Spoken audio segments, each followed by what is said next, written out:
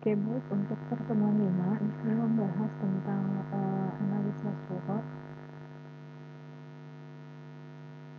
Di sini perusahaan memiliki dua jenis lingkungan.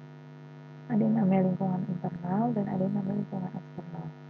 Lingkungan internal ini merupakan lingkungan yang secara langsung mempengaruhi aktivitas organisasi yang berasal dari dalam organisasi itu sendiri.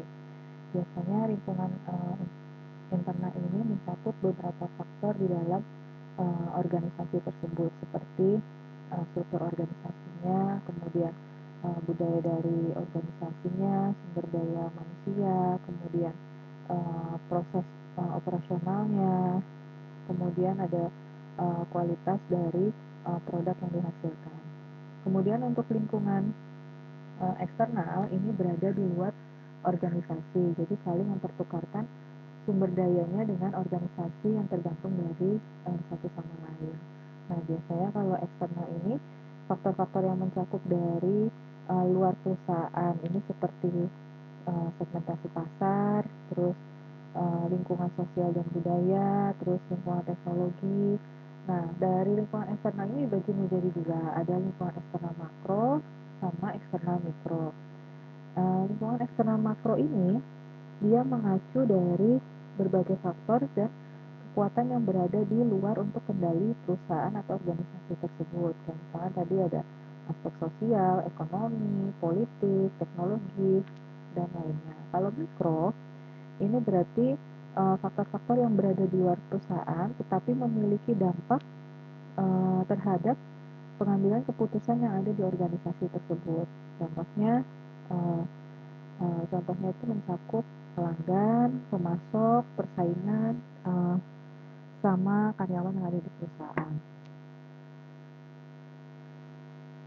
Kemudian untuk lingkungan internal, ini tadi meliputi atau mencakup ada pemilik, ini orang yang secara hukum dan historis sebagai pemilik bisnis.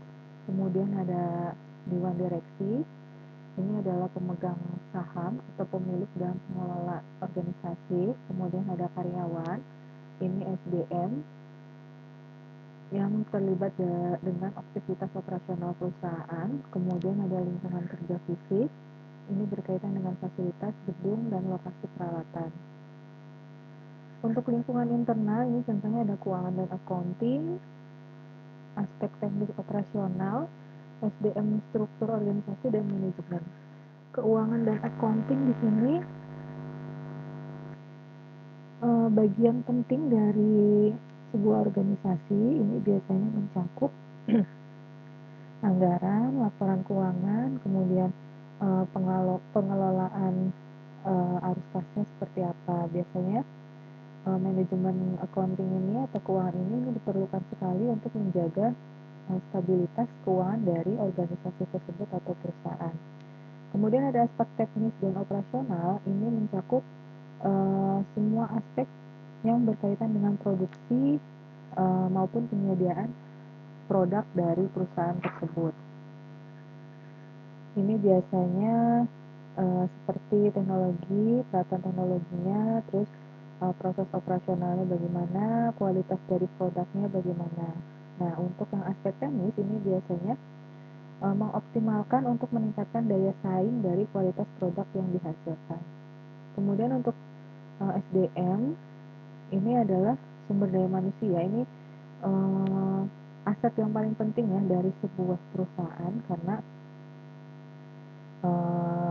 si SDM ini adalah menjalankan proses atau aktivitas dari organisasi tersebut. Ini seperti kayak karyawannya, terus adanya pengembangan karyawan yang diberikan pelatihan, terus motivasi, kompensasi, dan budaya perusahaannya. Kemudian lingkungan eksternal, ini lingkungan yang berada di luar dari sebuah organisasi biasanya mempertukarkan sumber daya dengan organisasi tersebut dengan satu sama lainnya. Nah, organisasi ini mendapat input berupa bahan baku, uang, tenaga kerja dari lingkungan eksternal, kemudian ditransformasikan ke produk jasa sebagai output lingkungan eksternalnya. Nah, input bahan baku uang tenaga kerja ini biasanya merujuk pada komponen yang digunakan dalam produksi si produknya tersebut. Biasanya kalau uang ini merujuk kepada modal yang digunakan untuk biaya operasional. Kemudian kalau tenaga kerja ini merujuk kepada karyawan yang melaksanakan kegiatan proses produksinya sampai dengan produksi itu sampai dengan produksi itu sampai ke pelanggan. Kemudian ada yang namanya proses transformasi. Ini adalah di mana organisasi itu akan mengambil input dan memprosesnya dari berbagai proses untuk menghasilkan keputusan di bagian manajemen. Kemudian outputnya ini berupa produk dan jasa. Ini adalah hasil akhir dari proses transformasi yang disediakan dan akan diberikan kepada pelanggan atau pasarnya. Kemudian ini ada macam-macam lingkungan eksternal di perusahaan. Ada lingkungan umum, di sini mencakup teknologi, sosial budaya, ekonomi, hukum atau politik, dan internasional. Untuk yang lingkungan umum, yang teknologi, ini biasanya berkaitan dengan perkembangan teknologi, inovasi, terus tren-tren yang ada sekarang, ini nantinya akan mempengaruhi kebutuhan dalam proses produksi. Kemudian untuk yang sosial budaya, ini biasanya mencakup nilai-nilai norma, terus peran sosial dan budaya yang ada di masyarakat yang dapat mempengaruhi produk dan layanan yang dihasilkan. Kemudian ada ekonomi, ini seperti inflasi, suku bunga, terus pertumbuhan ekonominya bagaimana. Kalau hukum dan politik, ini peraturan pemerintah pastinya tentang kebijakan-kebijakan perdagangan yang ada di lingkungan. Kemudian untuk lingkungan tugasnya di sini ada pelanggan, pesaing, pemasok, dan pasar tenaga kerja. Kemudian untuk di lingkungan internalnya di sini ada karyawan, budaya, dan manajemen. Jadi lingkungan eksternal itu ada lingkungan umum, terus tugasnya, kemudian ada lingkungan internal di dalamnya. Untuk lingkungan eksternal mikro, ini terdiri dari tadi pelanggan, di mana pelanggan ini yang akan membeli produk barang dan jasa. Kemudian perusahaan itu pasti tidak akan hidup dengan dukungan pelanggan, karena pelanggan ini yang akan membeli produk yang dihasilkan. Terus untuk mencapai keberhasilan, si perusahaan itu harus mengamati perubahan atau kebutuhan dari pelanggan. Apa aja sih barang yang dibutuhkan dari pelanggan, karena kalau kita menghasilkan barang sesuai kebutuhan pelanggan, otomatis permintaan pelanggan itu akan terus naik sesuai dengan kebutuhannya. Terus pengamatan reaktif dan proaktif ini merupakan strategi dalam mengamati kebutuhan dan keinginan pelanggan.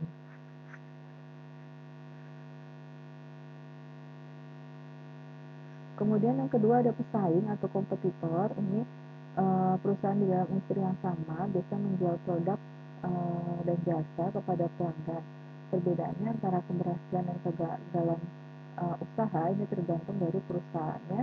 Apakah perusahaan ini melakukan pelayanan lebih baik dari perusahaan lain? Biasanya perusahaan ini harus mengadakan atau melakukan analisis bersaing untuk menentukan siapa sih pesaingnya, kemudian cara antisipasinya gimana, terus untuk memperhitungkan kekuatan dan kelemahan dari pesaing untuk bersaing di uh, luar dengan produk yang dihasilkan.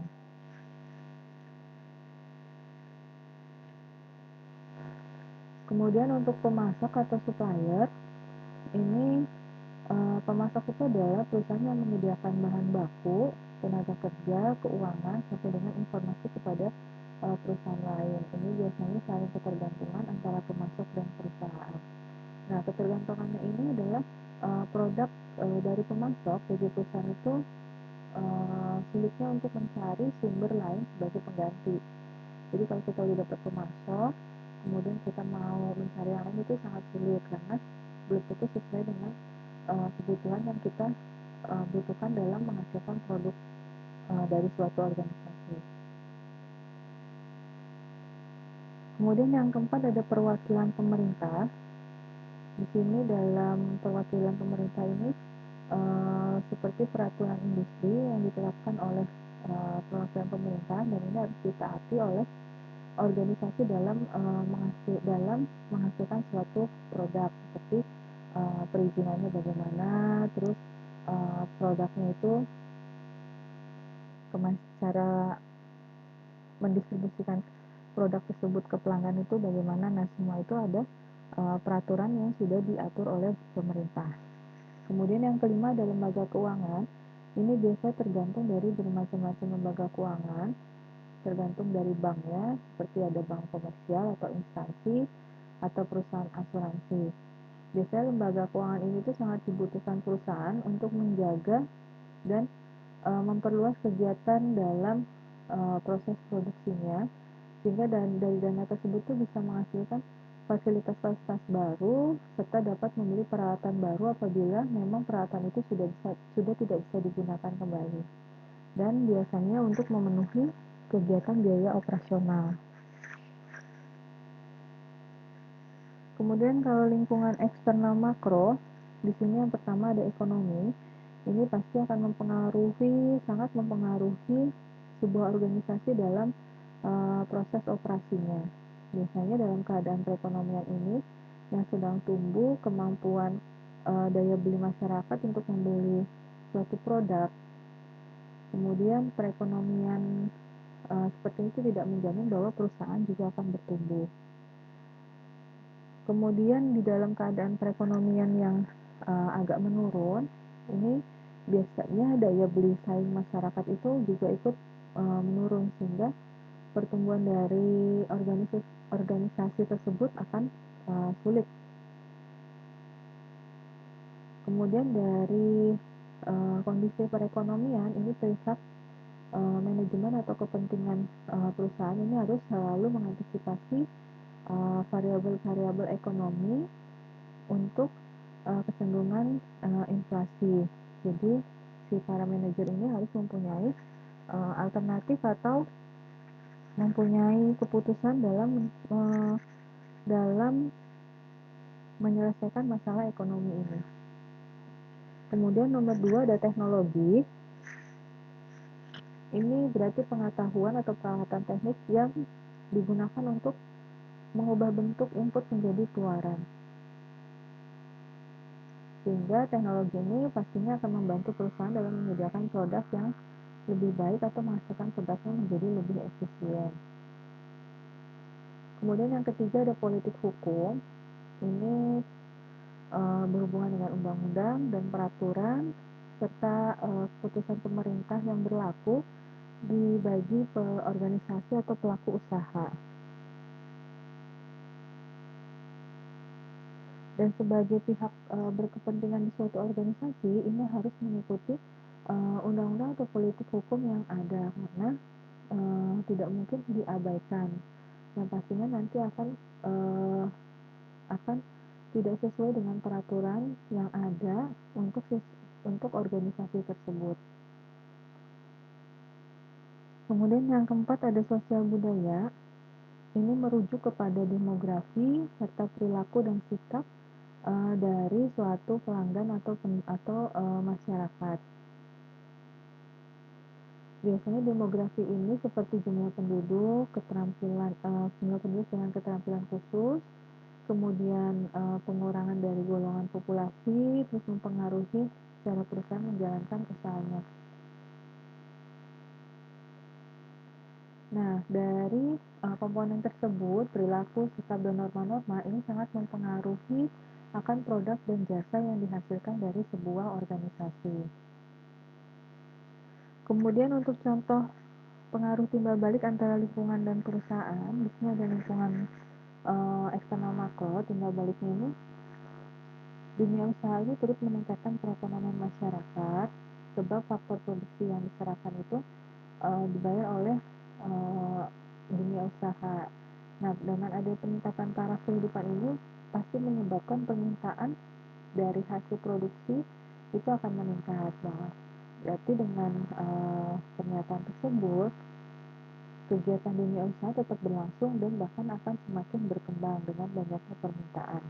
Kemudian untuk lingkungan eksternal mikro, ini kelangsungan hidup dari penyedia bahan mentah itu sangat tergantung dari dunia usaha, karena dunia usaha itu membutuhkan bahan mentah dan menghasilkan alat pemuas. Dengan kelancaran kegiatan dunia usaha ini berarti dibutuhkan bahan mentah yang lebih banyak untuk menghasilkan produk yang dibutuhkan pelanggan atau si masyarakat.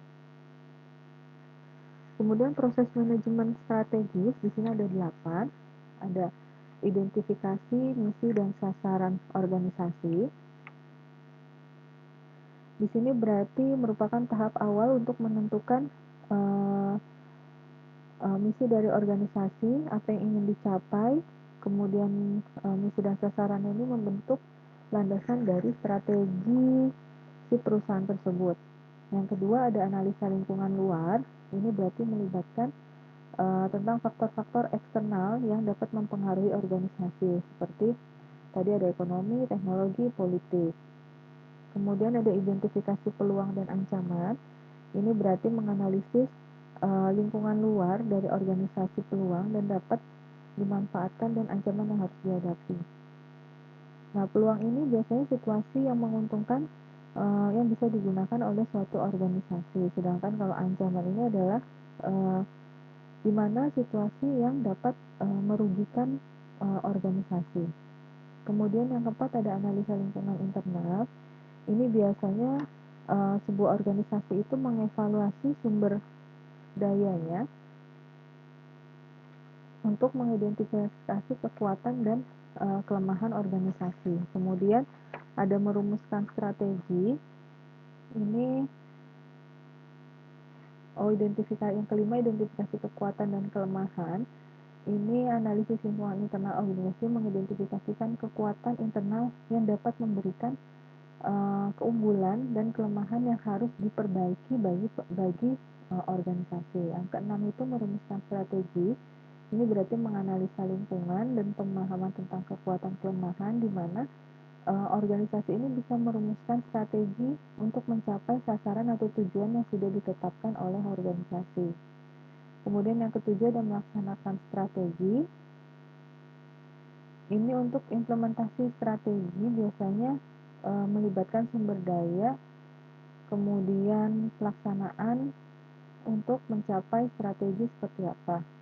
Kemudian evaluasi, ini adalah langkah yang digunakan para manajer organisasi untuk menilai apakah strateginya sudah berjalan dengan rencana atau yang sudah ditetapkan. Kemudian dievaluasi lagi apakah sasarannya sudah tercapai, apakah tujuannya sudah tercapai, dan kemudian jika belum maka adanya evaluasi atau penyesuaian strategi kembali. Kemudian ini ada gambar menstra, di mana identifikasi misi dan sasaran organisasi dibagi menjadi dua. Tadi ada analisa lingkungan luar, kemudian analisa lingkungan internal atau sumber daya organisasi. Kemudian dari analisa lingkungan luar ini kita identifikasi peluang dan ancaman yang ada di luar untuk proses keberlangsungan dari sebuah organisasi. Untuk yang internal berarti kita identifikasi dari kekuatan dan kelemahan yang ada di dalam suatu organisasi. Kemudian dari peluang, ancaman, dan kekuatan ini kita bisa merumuskan strategi, kemudian melaksanakan strategi, kemudian dilakukan evaluasi dari strategi yang sudah dilaksanakan.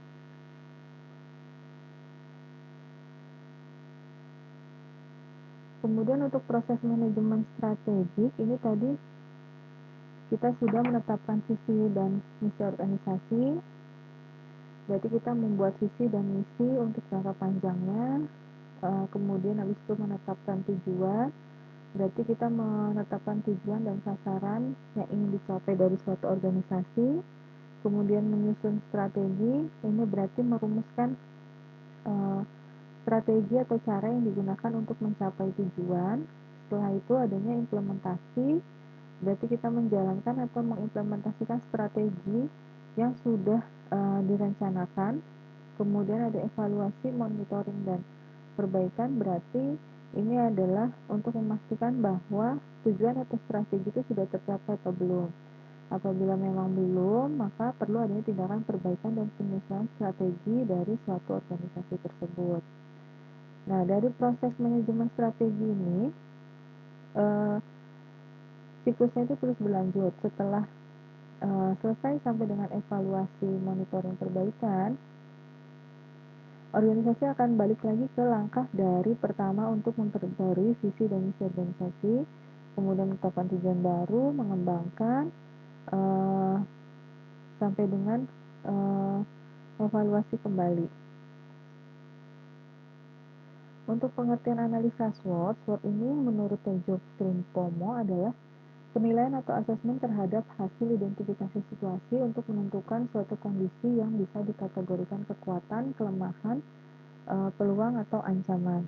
Biasanya analisa SWOT ini alat manajemen strategis yang digunakan untuk evaluasi kekuatan, kelemahan, peluang, dan ancaman yang relevan dengan organisasi tersebut. Biasanya analisa SWOT ini membantu organisasi untuk merencanakan strategi, kemudian memahami faktor-faktor internal dan eksternal yang mempengaruhi kinerja dari perusahaan tersebut.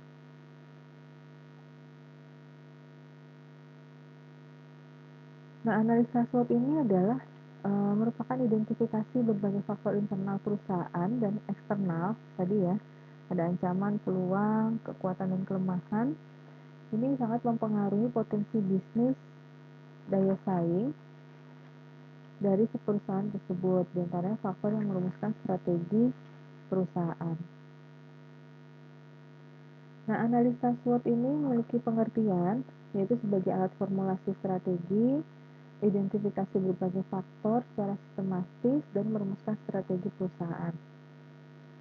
Analisa SWOT ini pada dasarnya berlogika untuk maksimalkan kekuatan dan peluang yang ada, tetapi secara bersamaan untuk meminimalkan kelemahan dan ancaman yang ada. Nah, proses pengambilan keputusan ini merupakan pengembangan dari misi, tujuan, strategi, dan kebijakan perusahaan yang dijalankan dalam sebuah organisasi.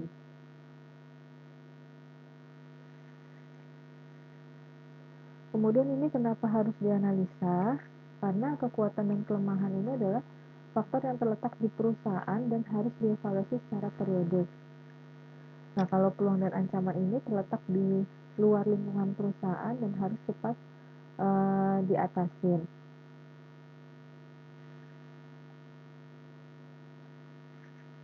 Tujuan SWOT ini, jadi di dalam suatu organisasi itu analisis SWOT itu merupakan kerangka kerja untuk membantu menganalisis faktor-faktor yang ada di perusahaan internal maupun eksternal dalam mempengaruhi perencanaan untuk mencapai suatu strategi. Biasanya perencanaan ini bisa berupa membuat produk baru, kemudian strategi yang dilakukan oleh perusahaan seperti apa. Nah, analisa SWOT ini dapat membantu perusahaan untuk memahami dinamika yang terjadi dari situasi yang ada. Untuk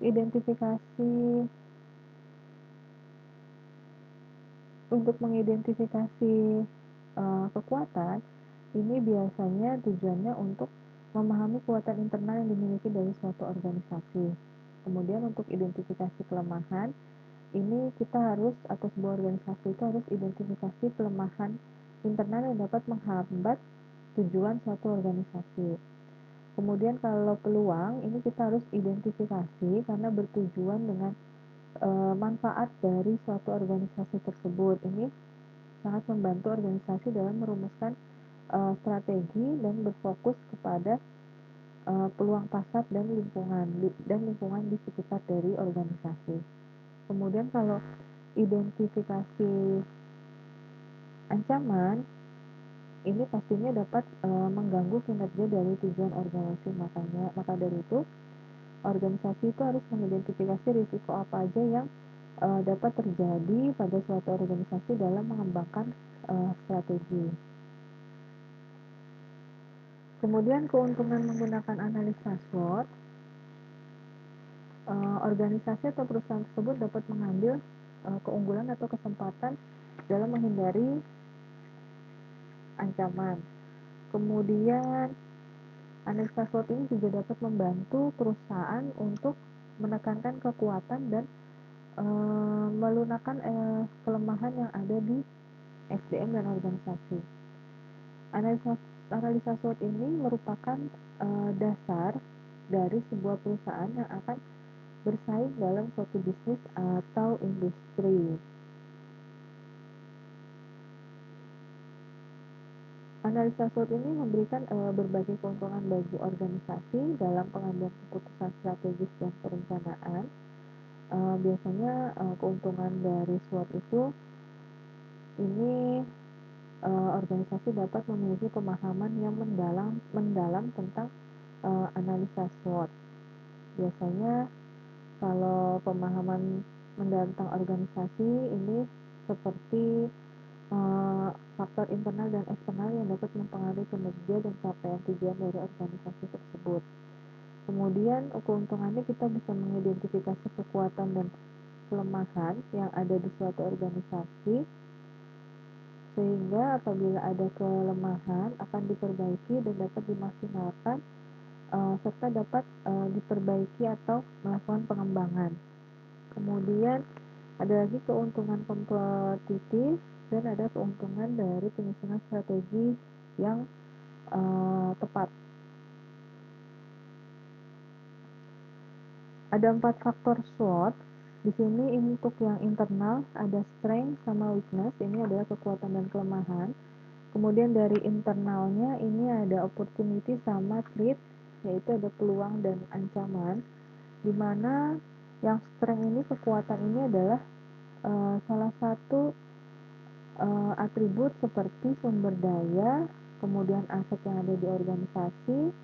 Biasanya untuk yang sumber daya ini meliputi hal-hal kayak sumber daya itu berkualitas atau tidak, terus teknologi yang digunakan, kemudian proses operasionalnya sudah efektif dan efisien atau belum. Kalau kelemahannya, ini berarti faktor-faktor yang ada di internal atau di dalam organisasi yang dapat merugikan organisasi tersebut dalam mencapai tujuan yang sudah ditetapkan. Kalau peluang ini atau opportunity ini termasuk ke dalam faktor eksternal yang dimana itu akan dimanfaatkan organisasi untuk mencapai tujuan atau meningkatkan daya saing atau kinerja di pasar. Nah, biasanya untuk peluang itu biasanya berkaitan dengan tren pasar sekarang itu apa aja, kemudian kebutuhan konsumen itu yang paling banyak apa, dan perubahan dalam teknologi. Kemudian kalau ancaman ini juga faktor eksternal, ini seperti mengancam kinerja atau kesuksesan organisasi yang berasal dari persaingan yang ketat. Biasanya adanya perubahan regulasi ini bisa merugikan suatu organisasi atau perusahaan. Perubahannya itu contohnya kayak tren pasar yang tidak menguntungkan atau risiko-risiko lain dari lingkungan eksternal yang ada. Cara membuat analisis SWOT ini kita mengumpulkan data yang diperlukan dengan teknik pengumpulan data atau snowballing. Nah, menurut Sugiono, snowball sampling ini teknik untuk menentukan sampel yang mula-mula jumlahnya kecil, kemudian sampel ini memilih teman-temannya untuk dijadikan sampel. Dan begitu seterusnya sampai jumlah sampel tersebut itu menjadi banyak. Nah, teknik snowball sampling ini salah satu metode pengumpulan data dalam penelitian untuk mencari responden atau peserta yang memiliki karakteristik tertentu dan mungkin atau dengan cara konvensional. Nah, untuk cara-cara teknik snowball sampling itu, pertama kita identifikasi responden awalnya, kemudian kita wawancara atau kontak dengan responden awal, kemudian kita mencari responden berikutnya. Ini ada cara membuat analisis SWOT, ada yang namanya metrik IFAS atau Internal Strategic Factor Analysis Summary, dan ada EFAS, External Strategic Factor Analysis Summary. Matriks ini adalah alat analisis yang digunakan manajemen untuk evaluasi faktor-faktor internal dan eksternalnya yang dapat mempengaruhi kinerja atau strategi dari suatu organisasi atau perusahaan tersebut. Nah, kalau yang IFAS ini dia berfokus pada faktor internal. Kalau EFAS ini berfokus pada faktor eksternal. Kalau IFAS ini biasanya tadi kan berhubungan dengan faktor internal ya. Internal itu berarti berupa strength dan weakness, kekuatan dan kelemahan. Jadi ini yang berhubungan dengan kekuatan kelemahan. Contohnya, misalnya kita nah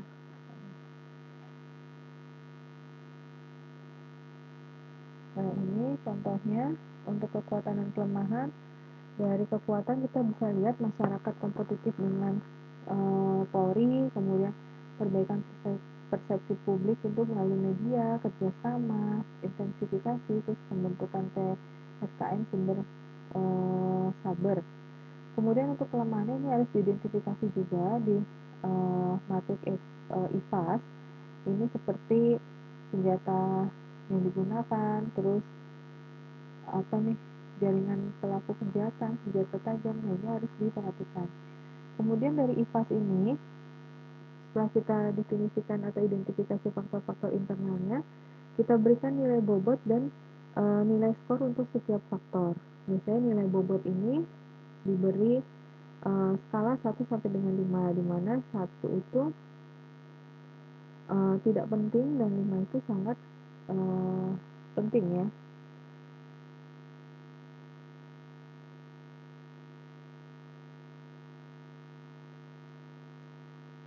Kemudian dari setelah kita kasih bobot, kemudian hitung nilai skornya. Ini berarti kita kalikan dari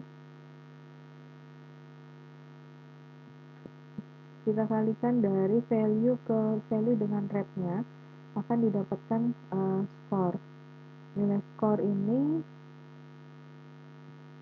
akan dijumlahkan menjadi total nilai IFAS atau tadi apa, IFAS itu Internal Strategic Factor Analysis Summary. Nah, kalau yang EFAS, External Strategic Factor Analysis Summary, ini berarti faktor-faktor eksternalnya, seperti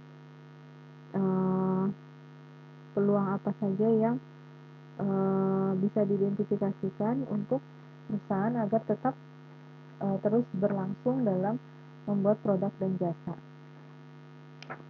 Ini sama, berarti kita sudah identifikasi peluang dan ancaman, kemudian kita kasih atau berikan nilai value-nya, dan rate-nya tadi sesuai dengan ketentuan. Kemudian untuk skornya ini adalah perkalian dari value dan rate. Nanti untuk skornya itu akan disummary atau dijumlahkan untuk menghasilkan nilai matriks EFAS-nya atau External Strategic Factor Analysis Summary.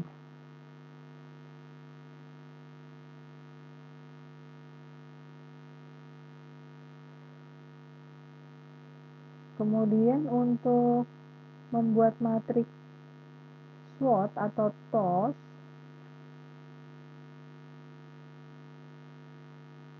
ini SWOT atau TOS ini sama ya. Jadi SWOT itu sering disebut juga dengan TOS matrix, yang singkatannya juga sama, Strength, Weakness, Opportunity, Threat. Ini untuk mengidentifikasi strategi yang sesuai dengan faktor-faktor internal dan eksternal dalam analisis SWOT-nya. Dari sini kita bisa gambarkan untuk strength ini SO ya, untuk strategi SO ini berarti strength opportunities, ini berarti strategi. Jadi di sini ya ada strength sama weakness. Ini kita sudah identifikasi strength itu apa saja, weakness-nya apa saja. Kemudian opportunity sama threat. Opportunity itu peluang. Contohnya di sini adanya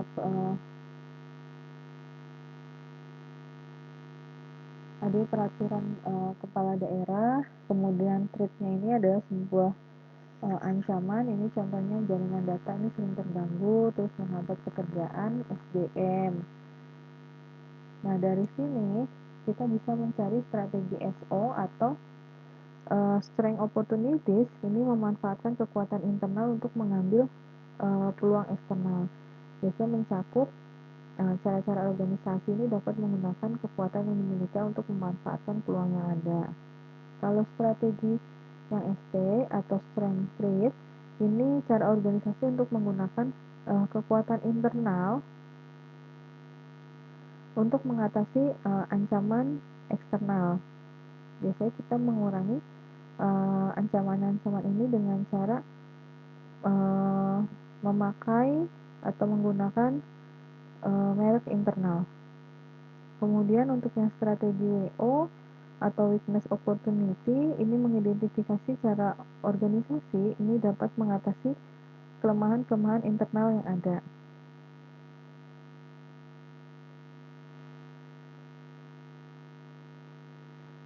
Kalau strategi yang WT, weakness street ini, dia berfokus untuk upaya mengurangi kelemahan internal dalam menghindari ancaman eksternal atau yang di luar. Biasanya ini melibatkan langkah-langkah untuk menghindari atau mengurangi risiko serta memperbaiki kelemahan internalnya.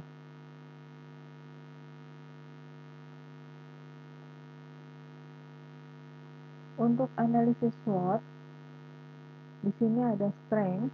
Ini adalah kondisi kekuatan dari organisasi yang ada pada saat ini. Kemudian ada weakness atau kelemahan, ini kondisi dari suatu organisasi.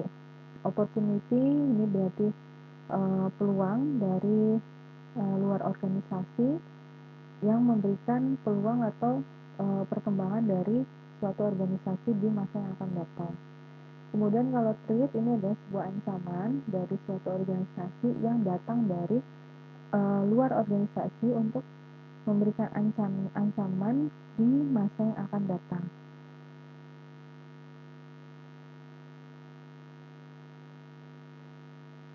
Kemudian untuk menguraikan 4 komponen SWOT ini, misalkan untuk yang strength kekuatan, kita harus, atau contohnya identifikasi kekuatan itu kita mencari kelebihan apa aja dari perusahaan atau organisasi, terus apa saja yang membuat perusahaan atau organisasi ini lebih baik dari perusahaan lain, terus perusahaan yang kita jalani ini apakah memiliki keunikan dari perusahaan lain, kemudian apakah perusahaan ini mendapatkan penjualan, terus apa yang dirasakan konsumen sebagai suatu kelebihan. Nah, kalau yang weakness atau kelemahan, ini contohnya identifikasinya apa aja sih yang harus ditingkatkan perusahaan atau organisasi, terus apa aja yang harus dihindari perusahaan atau organisasi, kemudian faktor apa saja yang menyebabkan penjualan itu menurun, terus kita melihat atau dirasakan oleh si konsumen atau pelanggan sebagai suatu kelemahan perusahaan atau organisasi yang kita jalani. Kemudian kalau opportunity atau peluang, ini kita harus melihat kesempatan apa aja yang bisa kita ambil dan kita lakukan untuk meningkatkan penjualan produk ke pelanggan. Kemudian perkembangan tren yang sejalan atau perusahaan. Dan threat atau ancaman ini bisa diidentifikasi seperti apa aja sih yang dilakukan pesaing perusahaan atau organisasi kita. Jadi perusahaan lain itu dia melakukan melakukan cara penyampaian produknya itu seperti apa. Jika memang lebih baik dari perusahaan atau organisasi kita, maka dari segi pesaing itu kita bisa mengambil caranya agar menjadi lebih meningkat lagi penjualannya. Terus perkembangan teknologinya kita lihat lagi apakah bisa menyebabkan ancaman bagi perusahaan atau organisasi. Kemudian adanya peraturan pemerintah.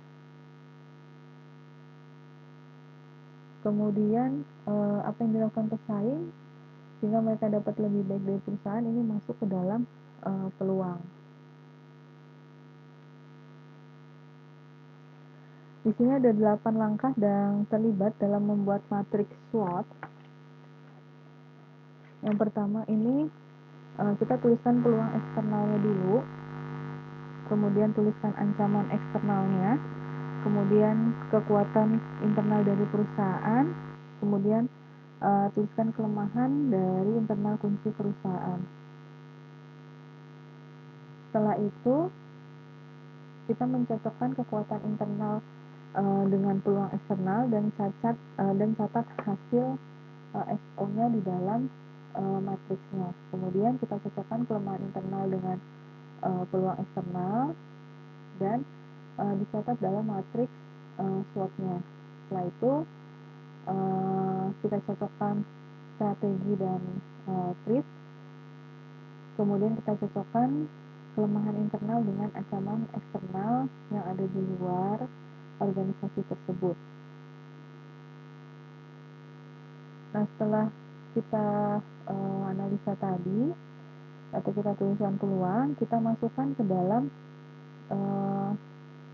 matriks SWOT-nya. Jadi kekuatan apa saja yang sudah kita identifikasikan, kita masukkan ke dalam kolom kekuatan atau strength. Kemudian kelemahan dari perusahaan ini misalkan sudah diidentifikasikan atau kelemahannya apa aja, baru kita masukin ke dalam SWOT. Nah, yang peluang juga sama, dari yang tadi kita sudah analisa, kemudian kita masukin ke SWOT. Nah, dari ancaman-ancaman ini baru kita bisa menarik yang namanya strategi SO, strategi WO, strategi ST, dan strategi WT. Kemudian permasalahan dan keterbatasan analisa SWOT ini yang pasti rentan terhadap penyalahgunaan dan analisa karena hanya menggunakan satu level analisis, kemudian menghasilkan daftar yang panjang, terus faktor yang sama dan ditempatkan dalam kedua kategori, kemudian tidak ada kewajiban untuk menguji opini yang ada dari analisa SWOT. Biasanya permasalahan analisa SWOT ini ada subjektivitas, ini biasa dipengaruhi oleh pendapat subjek individu atau kelompok yang terlibat di dalam suatu organisasi di perusahaan tersebut. Kemudian ada keterbatasan informasi, ini tergantung dari informasi yang tersedia pada saat analisis. Kemudian biasanya ada kekurangan prioritas. Jadi analisa SWOT ini tidak memberikan prioritas langsung pada faktor-faktor yang ditemukan, karena faktor-faktor ini tidak selalu jelas atau tidak tahu mana yang paling penting atau mendesak untuk diatasi dari kekurangannya. Nah, untuk keterbatasan analisa SWOT ini biasanya SWOT itu tidak menyediakan solusi langsung, terus biasanya kurang analisis dalam kedalaman.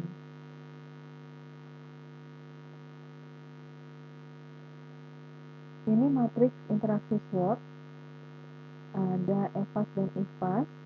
Ini strength-nya, ini kita tulis nanti strength-nya apa aja, terus weakness dari strategi WO-nya apa aja, terus strategi ST-nya, dan strategi dari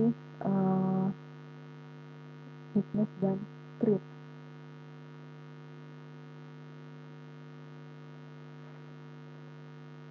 Alternatif strategi SWOT ini biasanya SO ini itu memanfaatkan dari seluruh kekuatan untuk memanfaatkan peluang strategi dalam pertumbuhan perekonomian di organisasi tersebut.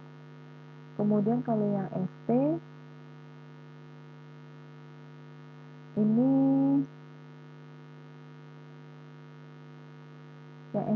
dia menghadapi ancaman tapi masih memiliki kekuatan secara internal. Biasanya strategi ST ini untuk menghindari ancaman atau menghindari ancaman eksternal. Ini contohnya kita meningkatkan efisiensi operasional untuk meningkatkan biaya bahan baku.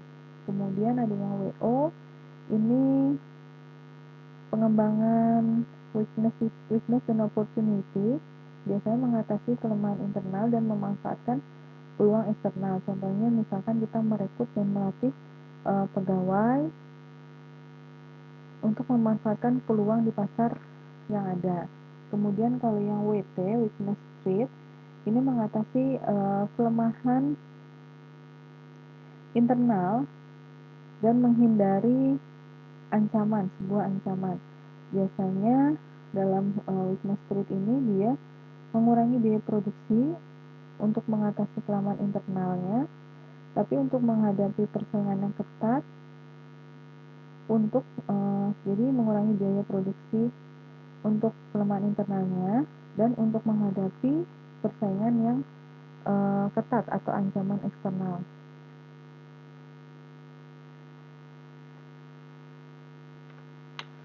Untuk interpretasi hasil analisa SWOT, ini jika faktor kekuatan dan peluang lebih dominan atau lebih besar dari kelemahan dan ancaman, maka organisasi sudah mampu bersaing dengan pesaing yang ada di luar sana. Kemudian jika faktor kekuatan dan peluangnya ini lebih kecil dibandingkan kelemahan dan ancaman, maka organisasi ini harus melakukan konsolidasi dengan memperkuat dirinya dan bersaing dengan yang lain. Biasanya interpretasi ini membantu dalam merumuskan strategi yang sesuai untuk organisasi atau proyek dalam mencapai strategi yang sudah direncanakan.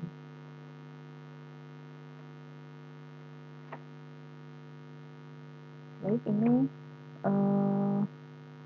penjelasan dari pertemuan ke-5.